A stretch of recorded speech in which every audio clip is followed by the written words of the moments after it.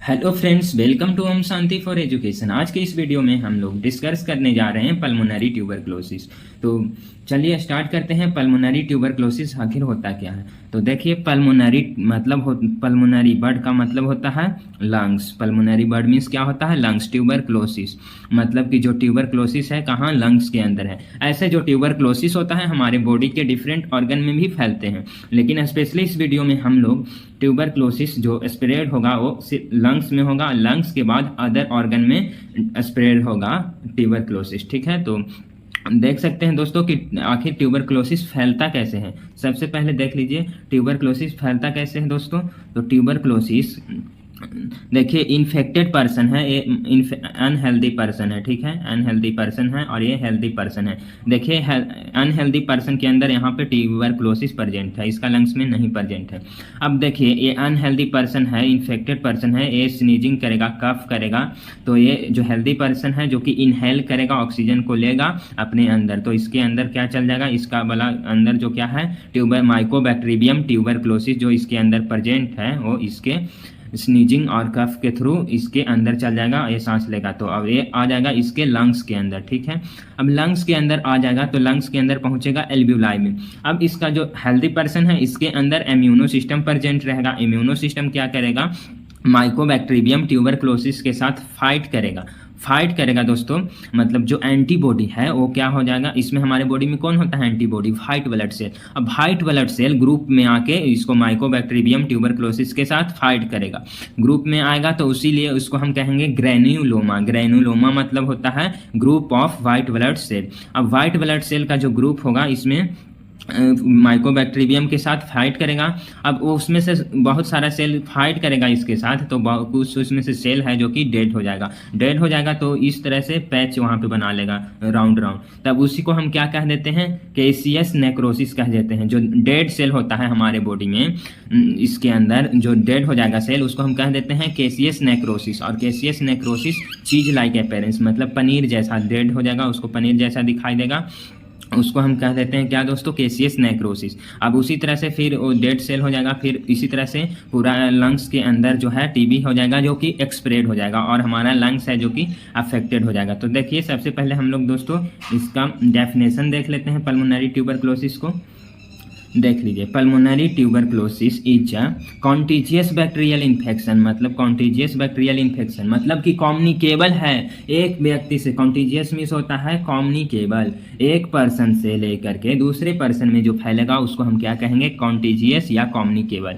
एक कौन कॉज करता है? माइकोबैक्टीरियम ट्यूबरक्लोसिस के द्वारा कॉज होता है। कौन? टीबी। अब ये अफेक्ट करता है ज़्यादातर किसको? हमारा जो लंग्स होता है उसको अफेक्ट करेगा।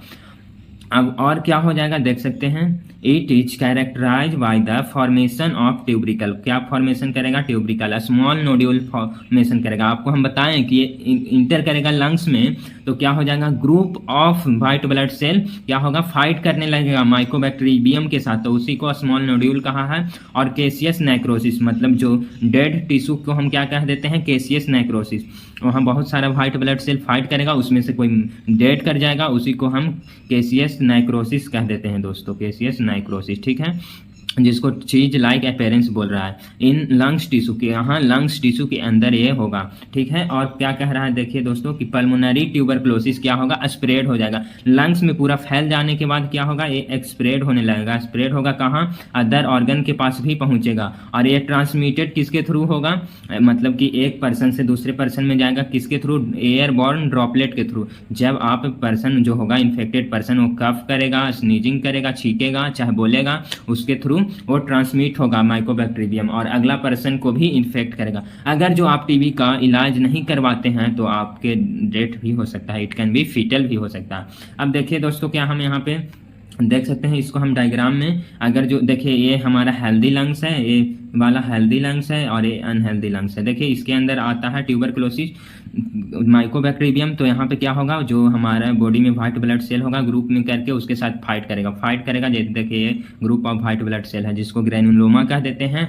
और जो इसमें से सेल डेड कर गया वो व्हाइट तरह के अपीयरेंस हो जाएगा, जिसको हम केसियस नेक्रोसिस कहेंगे, जो कि डेड टिश्यू होगा, डेड सेल होगा, उसको कहते हैं। ठीक है, नेक्स्ट हम लोग देख लेते हैं दोस्तों स्टेजेज ऑफ ट्यूबरक्लोसिस। तो आप लोग को पता है कि कितने स्टेज होते हैं ट्यूबरक्लोसिस के? नहीं पता है तो आप देख सकते हैं, और अगर जो पता है आपको तो कमेंट करके बताएं कि कौन कौन सा स्टेज होता है पल्मोनरी ट्यूबरक्लोसिस का, जल्दी कमेंट करें। देखिए पहला हमारा होता है प्राइमरी स्टेज। जो प्राइमरी स्टेज होता है उसमें इनिशियल एक्सपोजर होता है, पर्सन होता है जो कि फर्स्ट टाइम एक्सपोजर होता है किसके? फर्स्ट टाइम एक्सपोजर होता है माइकोबैक्टीरियम ट्यूबरकुलोसिस के, मतलब कि फर्स्ट बार आता है। तो उसमें क्या होता है, कोई भी साइन एंड सिम्टम शो नहीं करेगा। अब दूसरा आ जाता है हमारा लैटेंट स्टेज। लैटेंट स्टेज किसको कहते हैं दोस्तों? जिसमें कि क्या होता है, बैक्टीरिया उसके बॉडी में इंटर कर जाता है लेकिन वो एक्टिव नहीं होता है, कोई भी वो इनएक्टिव स्टेज में होगा। बैक्टीरिया इंटर किया है लेकिन वो एक्टिव स्टेज में नहीं होगा, इनएक्टिव स्टेज में हो जाएगा। अब क्या होगा कि the person is asymptomatic. Asymptomatic का मतलब होता है कि कोई भी साइन एंड सिम्टम शो नहीं करेगा, और नॉट कॉन्टेजियस। जो इन्फेक्शन होगा वो कॉन्टेजियस भी नहीं होगा, मतलब कि नहीं फैलेगा, ठीक है। अगर जो यहाँ पे देखिए फिर क्या कह रहा है, latent tuberculosis infection can reactive. Latent tuberculosis जो रिएक्टिव हो सकता है जब आपका जो पर्सन के अंदर इंटर किया है माइकोबैक्टीरियम, उसका इम्यूनो सिस्टम अगर जो वीक है इम्यूनो सिस्टम, तो क्या होगा, जो कि इन्फेक्शन है वो रिएक्टिव स्टेज में हो जाएगा। लैटेंट स्टेज में ही क्या हो जाएगा, रिएक्टिव हो जाएगा, और वो साइन एंड सिम्टम भी शो करेगा और कम्युनिकेबल भी होगा, ठीक है दोस्तों। अब नेक्स्ट स्टेज हम लोग देख लेते हैं एक्टिव स्टेज। एक्टिव स्टेज में क्या होता है कि अर्ली एक्टिव टीबी क्या होता है, जो साइन एंड सिम्टम शो करना शुरू कर देता है। जैसे साइन एंड सिम्टम हो जाएगा, परसिस्टेंट कफ होगा, नाइट स्वेट आ जाएगा, वेट लॉस होगा, वेट उसका धीरे धीरे कम होने लगेगा। अब हम लोग देखेंगे स्टेज इसका पल्मोनरी ट्यूबरक्लोसिस का clinical stage based on symptom and diagnosis. Diagnosis मतलब ट्रीटमेंट के आधार पर, और क्लिनिकली जो कि डॉक्टर द्वारा प्रूफ किया गया है। साइन स्टेज वो कितने स्टेज होते हैं? 3 होते हैं, इंक्यूबेशन पीरियड, अर्ली इन्फेक्शन और एडवांस एक्टिव ट्यूबरक्लोसिस। तो देखिए सबसे पहले हम लोग देखते हैं इंक्यूबेशन पीरियड। इंक्यूबेशन पीरियड कहेंगे जो टाइम बिटवीन, जो टाइम जो आप जब बैक्टीरिया के क्या है कांटेक्ट में हुए और आपके अंदर साइन एंड सिम्टम को शो करना शुरू किया, उसको हम कह देते हैं इंक्यूबेशन पीरियड। ये टाइम कितने देर के लिए होता है? 2 वीक से लेकर के 12 वीक के अंदर ये चीज़ शुरू होता है। इंक्यूबेशन पीरियड का टाइम कितना होता है? 2 से 12 वीक, ठीक है। नेक्स्ट हम लोग देख लेते हैं दोस्तों अर्ली इन्फेक्शन। अर्ली इन्फेक्शन में क्या होगा, आपको sign and symptom few like sign and symptom show होगा, जो कि बहुत ही मिड मतलब थोड़ा रहेगा और नॉन स्पेसिफिक, ज़्यादा स्पेसिफिक भी नहीं रहेगा। अब एडवांस एक्टिव टीबी में देखते हैं क्या होगा, जो आपका लंग्स होगा दोस्तों वो पूरी तरह से क्या हो जाएगा, डैमेज हो जाएगा और बहुत ही सीवियर सिम्टम शो करने लगेगा। हीमोपाइटोसिस, हीमोपाइटोसिस, हीमो मीन्स होता है ब्लड, पाइटोसिस मीन्स कफ। अगर जो आप कफ करेंगे तो उसके साथ ब्लड आना शुरू हो जाएगा। एक्सटेंसिव वेट लॉस, बहुत ज़्यादा वेट है जो कि लॉस होना शुरू हो जाएगा। सीवियर रिस्पायरेटरी डिस्ट्रेस, मतलब रिस्पायरेटरी में बहुत ज़्यादा प्रॉब्लम शुरू हो जाएगा दोस्तों। अब नेक्स्ट हम लोग दोस्तों देख लेते हैं काउजेज या इटियोलॉजी, मतलब कि जो माइकोबैक्टीरियम ट्यूबरकुलोसिस है किस तरह से फैलता है। तो सबसे पहले हम लोग इसमें देख लेते हैं इटियोलॉजी में कॉजेटिव एजेंट। कॉजेटिव एजेंट मतलब कि कौन काउज करता है, तो माइकोबैक्टीरियम ट्यूबरकुलोसिस काउज करता है, ठीक है दोस्तों। अब मोड ऑफ ट्रांसमिशन इसमें क्या है दोस्तों, तो बाय एयर ड्रॉपलेट। अगर जो इन्फेक्टेड पर्सन है वो कफ करेगा, स्नीजिंग करेगा, तो क्या होगा कि इन्फेक्शन है जो कि मोड ऑफ ट्रांसमिशन हो जाएगा एयर ड्रॉपलेट के थ्रू, कफ और स्नीजिंग के थ्रू, ठीक है। और क्लोज कॉन्टैक्ट होगा इन्फेक्टेड पर्सन के, तो भी जो है पल्मोनरी ट्यूबरकुलोसिस ट्रांसमिट हो सकता है, ठीक है। अब देख लेते हैं नेक्स्ट हमारा सोर्स ऑफ इन्फेक्शन क्या हो जाएगा, ह्यूमन खुद हो जाएगा सोर्स ऑफ इन्फेक्शन। एक पर्सन से दूसरे पर्सन को हो सकता है। होस्ट मतलब इसमें एज, ऑल एज के पर्सन को हो सकता है। सेक्स बोथ मेल और फीमेल दोनों को हो सकता है। रिस्क फैक्टर, किसको बहुत ज़्यादा संभावना है ये होने का, ट्रेवल, अगर जो आप ट्रेवल कर रहे हैं residence area with high TB prevalence, बहुत ज़्यादा टीबी होने का चांस है उस एरिया में, तो आपको टीबी होने का चांस ज़्यादा है। सब्सटेंस अब्यूज, अगर जो सब्सटेंस कोई अल्कोहल ले रहा है, ये सब ले रहा है, तो उसको भी बहुत ज़्यादा चांस है कि हो जाएगा। पुअर लिविंग कंडीशन, अगर जो आप बहुत ज़्यादा भीड़ भाड़ इलाके में रह रहे हैं, आपका वेंटिलेशन बहुत ही गंदा है, तो वो हो सकता है टीबी। और जिस पर्सन के अंदर उसका इम्यूनो सिस्टम बहुत ही वीक है, जैसे कि HIV इन्फेक्शन के कारण, डायबिटीज डिजीज से आप सफ़र कर रहे हैं, तो आपका इम्यूनो सिस्टम कमज़ोर है, तो टीबी होने का चांस ज़्यादा है। इसीलिए आपको बहुत ज़्यादा सतर्कता बरतनी चाहिए, ठीक है। अब नेक्स्ट हम लोग देख लेते हैं दोस्तों पाइथोफिजियोलॉजी, मतलब कि टीबी किस तरह से फैलता है और कैसे फैलता है। सबसे पहले क्या कह रहा है कि इनहेलेशन ऑफ, अगर जो आप सांस लेते हैं और माइकोबैक्टीरियम ट्यूबरक्लोसिस को इनहेल कर लेते हैं तो पहुंच जाएगा आपके ट्रैकिया के थ्रू आपके एल्वियोलाई के अंदर, आपके लंग्स में पहुंच जाएगा बैक्टीरिया, ठीक है। और तब क्या होगा, वो आपके लंग्स में पहुंचेगा तो आपके लंग्स में प्रेजेंट होता है एंटीबॉडी, वो एंटीबॉडी इम्यूनो रिस्पॉन्स एक्टिवेट हो जाएगा। और माइक्रोफेज, माइक्रोफेज मतलब होता है इंगल्फ, माइक्रोफेज क्या करता है, कोई भी फॉरेन बॉडी को ना इंगल्फ कर देता है। तो इसी तरह से क्या होगा कि जो टीबी बैक्टीरिया होगा उसको माइक्रोफेज है, एंटीबॉडी है हमारा, जो इंगल्फ कर लेगा, मतलब कि उसको निगल जाएगा या डिस्ट्रॉय कर देगा। अब क्या होगा कि इसके बाद हम फॉर्मेशन हो जाएगा आपके लंग्स में क्या, ग्रेनुलोमा। ग्रेनुलोमा मतलब होता है group of white blood cell या cluster of white blood cell. जैसी जो माइकोबैक्टीरियम ट्यूबरक्लोसिस है हमारे लंग्स में आएगा तो क्या हो जाएगा, बहुत सारा व्हाइट ब्लड सेल उसको घेर लेगा, आके घेर लेगा चारों बगल से। अब चारों बगल से घेर लेगा, अब देखिए ग्रुप ऑफ क्या होता है व्हाइट ब्लड सेल, उसको हम क्या कहते हैं, गोहन्स फोकस। एंटोन गोहन नाम के एक पैथोलॉजिस्ट थे, वो फर्स्ट टाइम सीन किए थे किसको, जो व्हाइट ब्लड सेल है उसको ग्रुप में, इसीलिए उनके नाम पे ही इसको गोहन्स फोकस कहा गया। एंटोन गोहन्स इसको फर्स्ट टाइम देखे थे कि ग्रुप ऑफ होता है व्हाइट ब्लड सेल, उसको ग्रेनुलोमा कहते हैं।